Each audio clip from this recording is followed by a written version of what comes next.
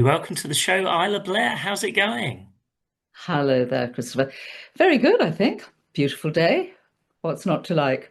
Yeah, it's Nice to lovely, see isn't you. it? So you Hmm. played the role as Lady Caroline for 5 episodes in When the Boat Comes In. What are your memories of that time? Well, to be honest, it's a bit of a stab in my heart, this one, because I loved doing this show. And when it came to doing the second season, well, the second season for me, I just joined a new agent, London Management. And they said to me, look, I can't possibly sign you up for scripts that you haven't seen or that I haven't seen because they say there might be stuff in it for you, but maybe there isn't. And I can't sign you up for the next series without seeing the script, which of course is ridiculous because nobody nowadays sees the script ahead of time anyway. Well, not really. So that was a mistake. And so I said, but I really, really want to do it. No, honestly, trust me on this. So I rather foolishly trusted her. And so I didn't do what amounted to the second series for me. And it really hurt because I loved doing it. And I think the series was such a brilliant series anyway. I went on watching it, but with a little bit of ice in my heart.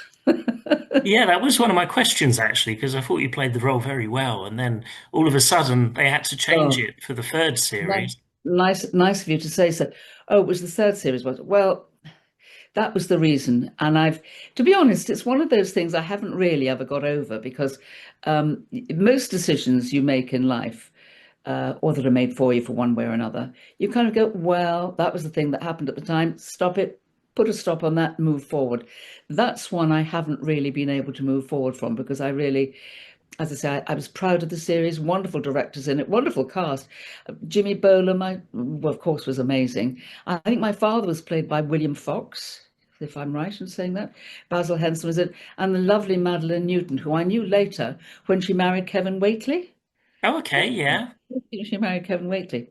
So, yes, because I knew I met Kevin when we worked together on a production of King Lear for Prospect Theatre Company at the Old Vic. And Kevin was in that. Anyway, I got to know Madeline then. So that was going back to when the boat comes in. So that's my reason. It's a very bad reason and it's a rotten reason. And I feel very upset that I didn't listen to my instinct. That actually, was a big lesson.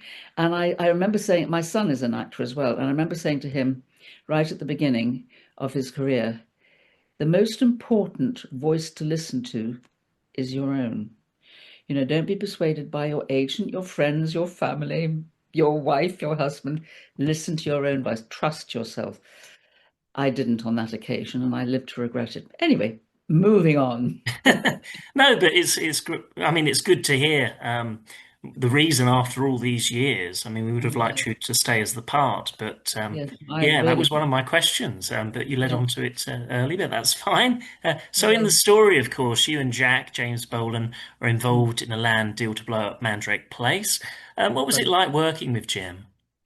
Oh, well, Jim is a wonderful, wonderful actor. He made me laugh a lot, actually. I think he makes everybody laugh, but he's a very, very serious actor, but he can be very funny. And he was particularly funny on one particular occasion, I seem to remember. There was, I think it's actually in one of the episodes, my character had to ride in when what I remember was a scene where people had been shooting, and I think there were tables were laid for luncheon and things like that. And the clip that you showed me, I thought, well, that looks very sedate and very good. But I think there was a take just before that. Jimmy would probably remember this. When I was put on because they thought I was playing an aristocrat. They thought I had to have a rather aristocratic looking horse. And so they put me on this beautiful horse whose name was, I can't remember what her name was. I called her Fanny. And I had to ride side saddle, of course, because that's what you did in 1920, whatever. And so I was on this side saddle, and Fanny, I don't think she wasn't a film horse. She wasn't used to side saddle. She kept on sort of looking around thinking, where's the other leg? Um, and then the guns went off. Well, Fanny, you couldn't see her for dust. Off she went. And she was just coming to a huge brick wall. And I thought to myself, I'm dead. If she goes over this wall, I'm going to come right off it, and that's going to be the end of me. Not just the end of my career, the end of my life. Anyway, luckily, the owner of Fanny caught her by the bridle. And I laughed and said, my Lord, she didn't like that gun, and she didn't like me being on her back very much. And she said, no, Fanny, I think she was joking, but she said, Fanny won at Doncaster last week.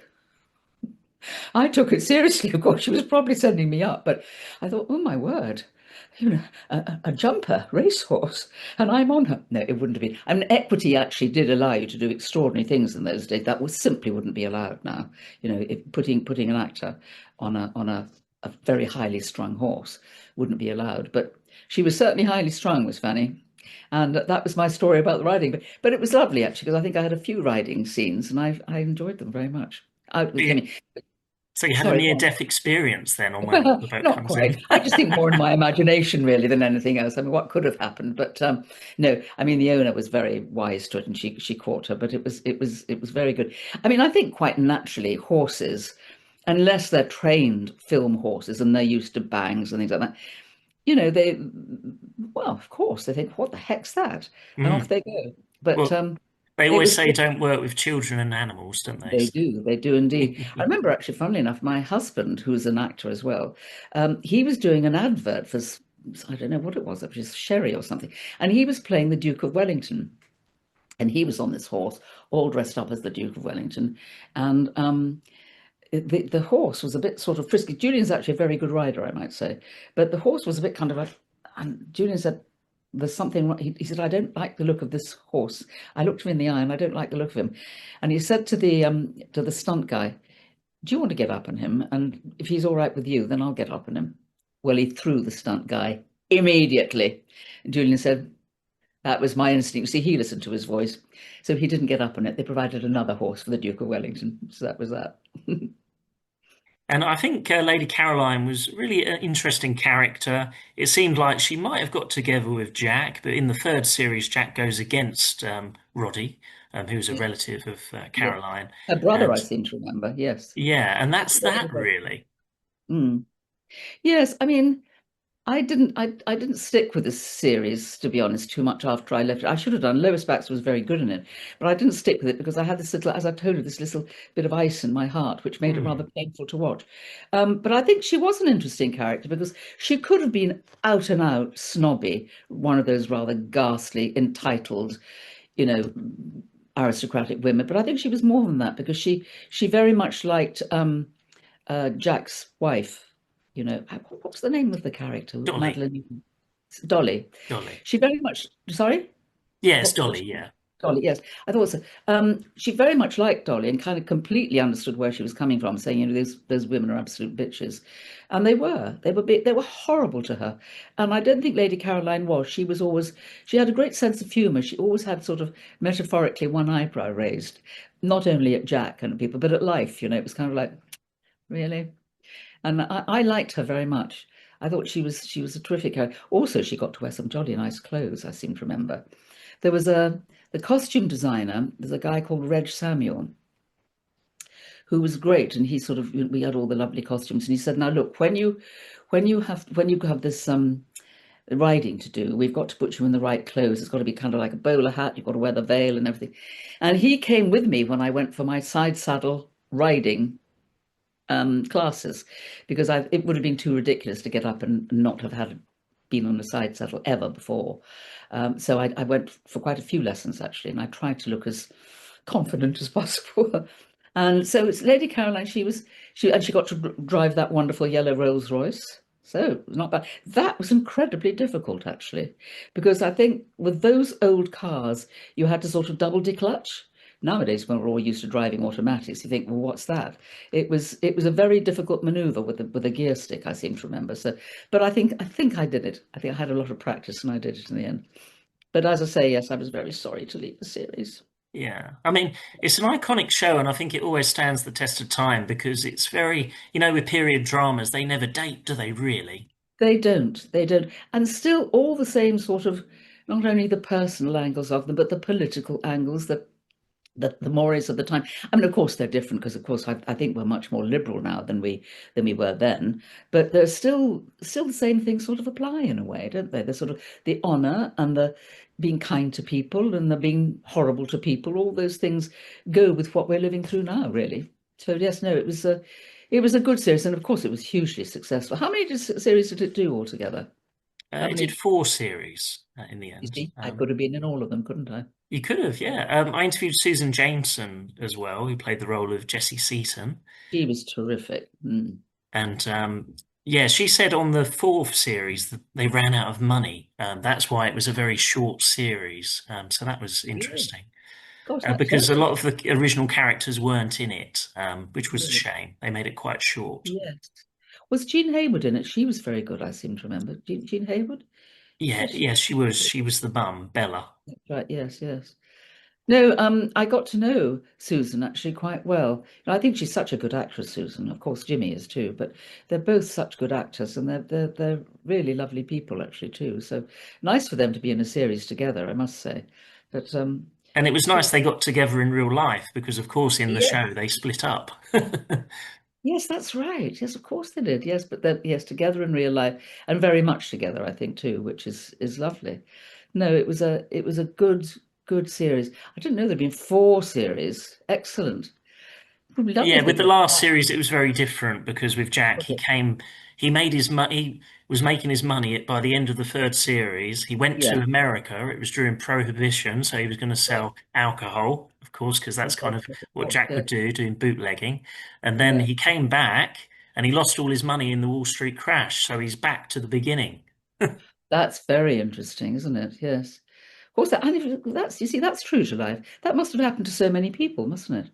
Mm, Whatever amount of money, losing your money in the Wall Street crash.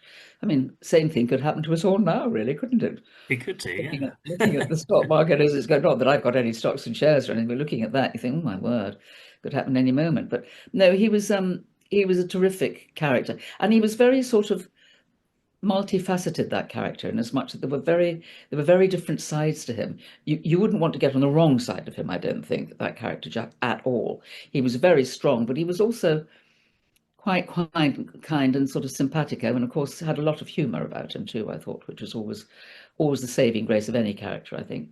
No, it was Yeah, great. yeah, Great. he always looked after his own Jack, didn't he? He did. He really did. He kept his eye on, and all the people that worked for him actually too. He was not only his family, but all the people that worked with him. He was yes, he was a sensitive and kind person. But as you say, And until you crossed him, and once you crossed him, that was it. yeah, yes, and that's yes, as I say, you wouldn't want to get on the wrong side of him, and I think probably he wouldn't be very forgiving either, as you say, if you No. cross him. That was And there is a scene in those clips I sent you. This is where Dolly runs off um, with, yes, with Tom Seaton, and yes, basically Jack stitches them up. He gets Tom Seaton to work as a gardener, and he gets Dolly to work as a parlourmaid, and they can't see each other, and they're split up. And your character actually intervenes so that and this won't says you've got happen. to let her go back to her. Absolutely. Actually, that is a good scene, actually, too, isn't it? See, Lady Caroline being a good girl for, she was trying to do the right thing. No, that's true. He had his little moments of vindictiveness, Jack, didn't he? I think if he wanted to, he could say, no, that's not right. You I can't mean, you have that. couldn't blame him at the time, No, you couldn't. but But it's still a bit of a mean thing to do. But yes, no, you couldn't blame him really. But no, he was great. And Jimmy, of course, has done so many wonderful things, so many wonderful, and so as has Susan actually too. I haven't seen many things that Madeline's done really lately, but then we're all being overtaken by AI. Of course, that's the other thing, unfortunately. you think? Do you think that'll really happen? Oh, it's happening already. Oh, It really? absolutely is.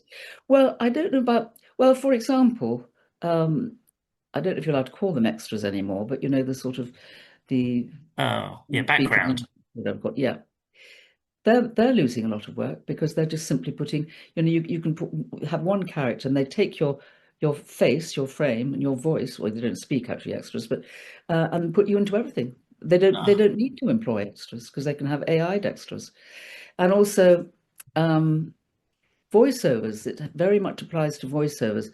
Um, for example, the a friend of mine went to do a sort of promo for Bridgerton, and she went along to it, and they said, "Look, this is the guide track.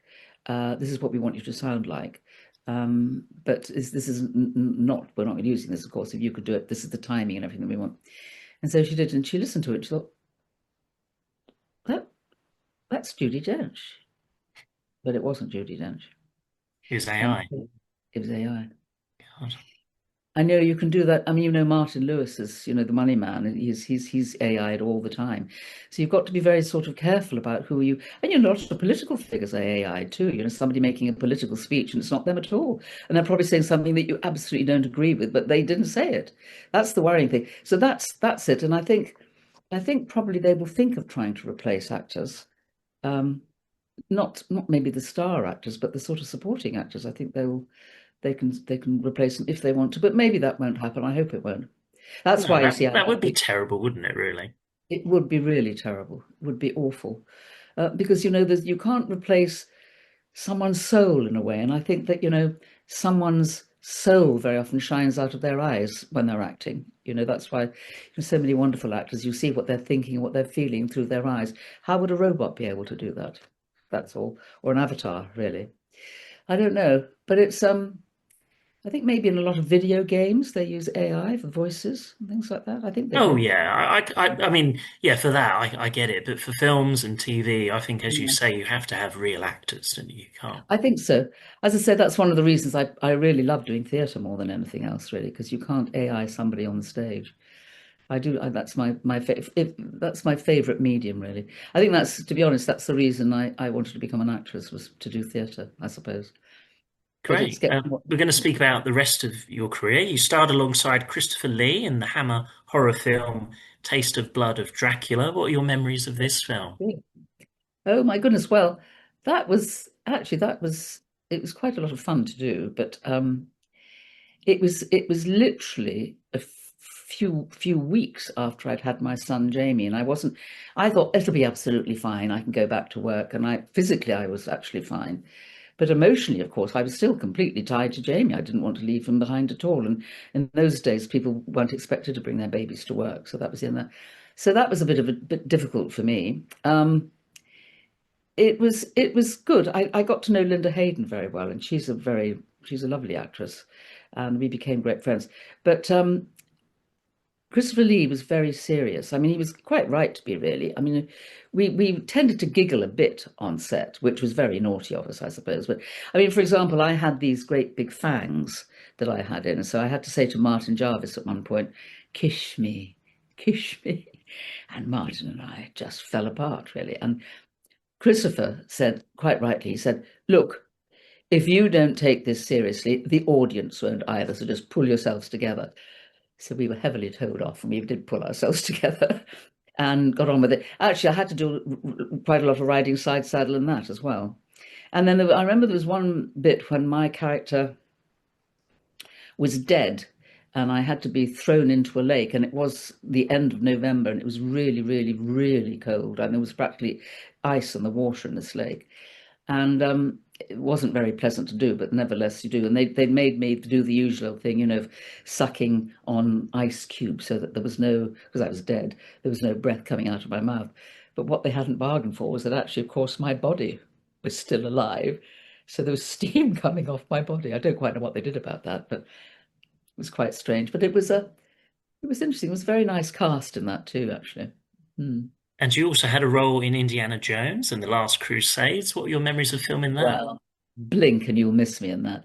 That was lovely. It was lovely. My husband was the villain in that, and the man who was I think he was the executive producer, uh, said to me, "Will you go along and meet Steven Spielberg? He would like to meet you because he knows that you're married to Julie. He'd like to meet you, and you have to read for the part," which I did, all of one line, and eventually he ended up giving it to me, which was very nice. And it was lovely. I was only on it for one day, but I got to meet Steven Spielberg and Harrison Ford, of course, and a little tiny scene with Julian. It was great. And actually, I thought it was a really, really good film.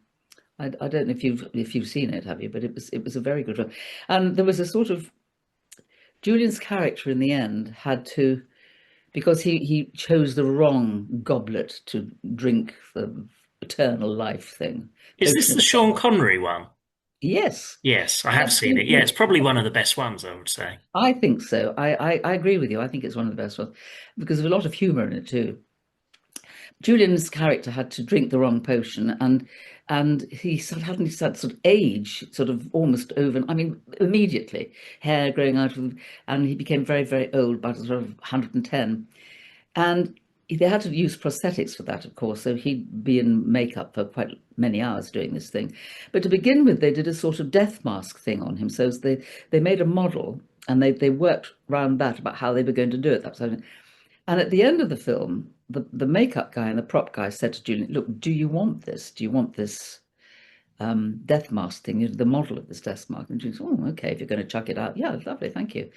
So he took it home with him and showed it to me, and I went, "Oh my God, that's horrible because you look dead." He did look dead. So he said, "Well, what do you want me to do then?" I said, "Well, "Well, put it in the garage or somewhere." So he put it in the garage, and then a few months later, I said, "Actually, do you know what? I really can't bear to look at it even in the garage." So I put it in the dustbin. Don't know what the dustbin men must have found out when they saw it, but and Julian was just telling people this at a convention. He does quite a lot of these conventions for Star Wars and Indiana Jones and things. And he was talking. A dealer was talking to him about something, and he was telling him the story. He said, "Julian, you put that in the dustbin?" And Julian said, "Well, yes, I did." And he Oh said, no. and this was about 15 years ago, "I would have given you $35,000 for that." It would have been a great deal more now, I'm telling you. So his great thing was never throw anything away. I So, think but people people, did back then, though, didn't they? Actors, and they oh, didn't realize how much it would be worth no, in the you didn't. You future. didn't. You didn't think of that. Why would you? But you just exactly don't throw anything away. So since Scripts then, as well. I mean, did people keep? yes, I mean Julian would keep scripts. So did I actually sometimes, but not to keep for ourselves necessarily. It was to, if you managed to get them autographed, you were able to auction them for charity. That was quite a nice thing to be able to. It was a way of you being able to support a charity, I guess. So I've Hmm, I've done quite a lot of that, and so has Julian. nice. But yes, but I know that the little Star Wars badge that he wore in Star Wars, I think that that was auctioned for £8,000. A little Wow. tiny badge. I know. What role was he So in Star Wars? he was in The Empire Strikes Back, and he was someone called General Veers. Oh wow, yeah, I know, yeah. There you are. He was that, and actually it's awful. I've got to come clean about all the Star Wars film. I saw the first one. I'm not a great science fiction spacey sort of fan, really. So I'm it not wasn't for you. really, and I haven't even seen The Empire Strikes Back. That's the best one, probably. So I'm told. So I better watch it, haven't I? I Yeah, haven't seen it. I just think anything to do with space tends to make me my eyes close, really. But that's because I don't understand it. I think they're brilliantly made, but they're kind of just not for me, I suppose.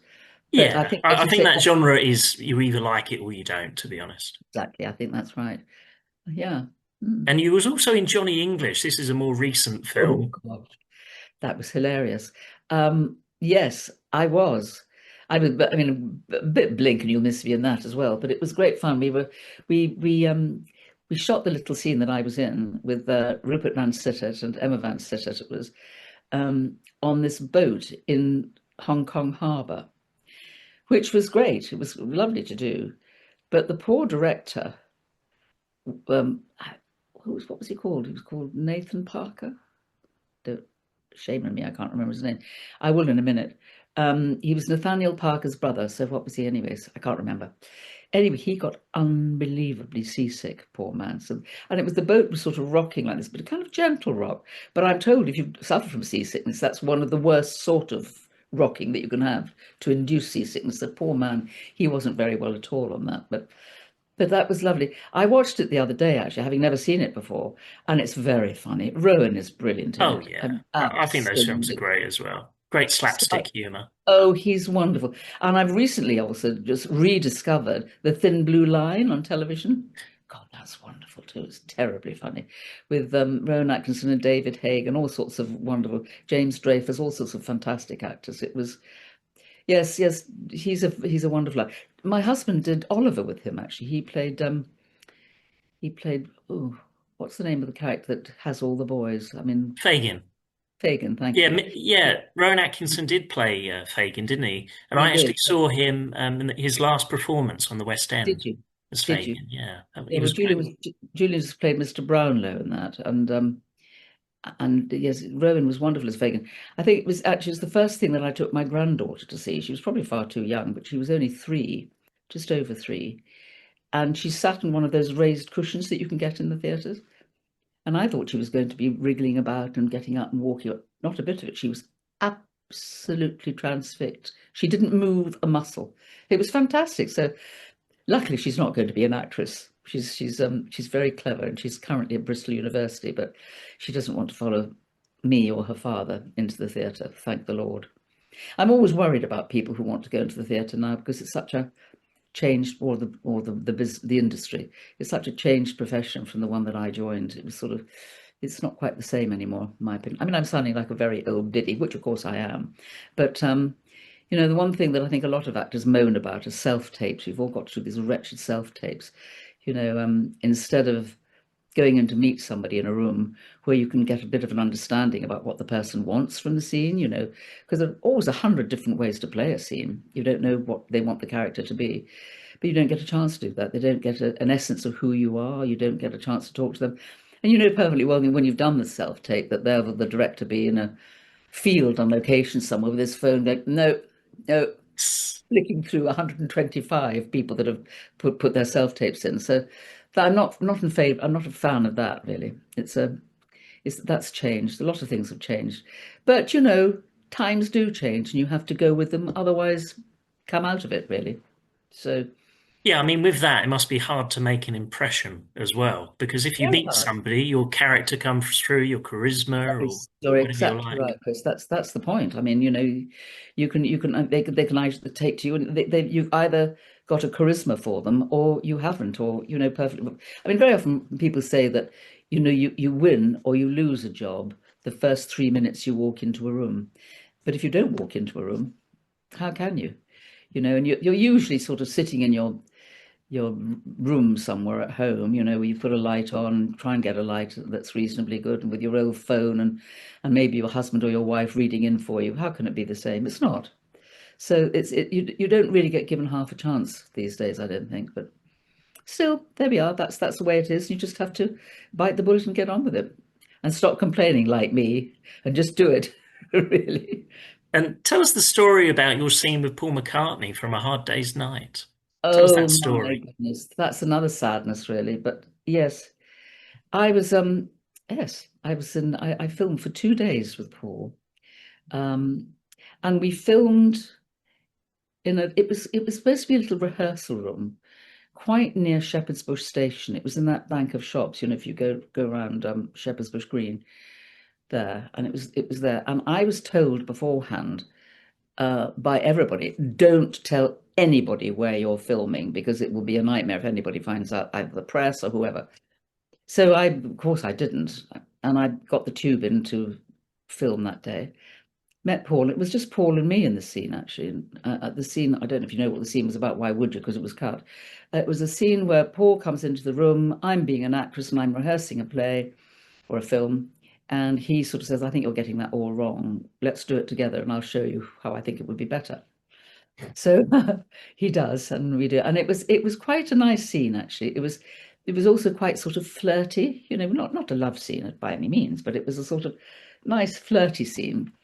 So when it was over, I think the producers and the director Richard Lester decided that not only did the scene hold things up a bit because it was a much slower scene than all the rest of it had been in the film, but also it probably wasn't a very good idea to have any of the Beatles in, although it wasn't a love scene, as a close proximity with a girl.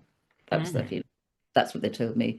Anyway, so the end of the first day, Paul said to me, "Well, how are you getting home?" I said, "Well, I'm not going home because I'm going to the theatre because I was in a production of A Funny Thing Happened on the Way to the Forum, so I had to go and do a show that evening."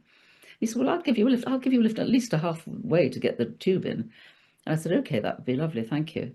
And so as we left this place where we were all told not to let anybody know that we were there, you can imagine hordes of very young girls, I mean 13, 14, absolutely fell on Paul, but to my amazement and horror, fell on me with a sort of, "What are you doing with him?" And they sort of pulled at my clothes and my hair, and didn't quite scratch. They didn't intend to, but they just didn't want me with him. And I found it quite intimidating, actually. I found it quite frightening. So, but anyway, we got into the car and kind of rushed away. And then the next day, he said, "Do you want another lift home?" And no, thank you so much. I'm absolutely fine to get on the tube. So I did, got on the tube home. So, but it was a lovely experience. What a lovely man. And then he later on, Paul came to see me in a play called The History Boys at Wyndham's Theatre. And he came backstage and he met all the boys too and told all the boys about our scene. And then the next morning, I was thrilled to get into the stage door and find that he'd left me a lovely bouquet of flowers. What a nice man. No, he was a very, very nice, he was a gentleman, Paul, a really lovely man. That's a great story, though. I mean, it's a shame it was cut from the film, but that is a It was great a story. shame. Yeah, it was lovely. Mm. And as you look back on your career, are you happy with all the roles that you've been in, all the films you've been in, TV, and I think everything? so. I don't know, you know my only one regret Yeah. about when the boat comes in, but I don't have any others. I mean, I'm always glad I've done the plays that I've done and the roles that I've done, even though at the time I thought, oh, do I want to do this?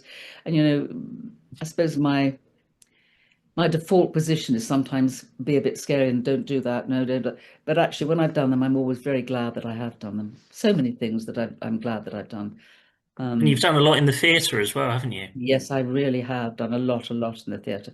And that's always lovely because I love the rehearsal process in the theatre too. I love being with the other actors and finding out what the play is about, finding out what the writer's intention was, and working with the director. I do love that. And you don't get quite so much time to do that when you do a film or television. Actually, when the boat comes in, you did have time for rehearsal, which was great.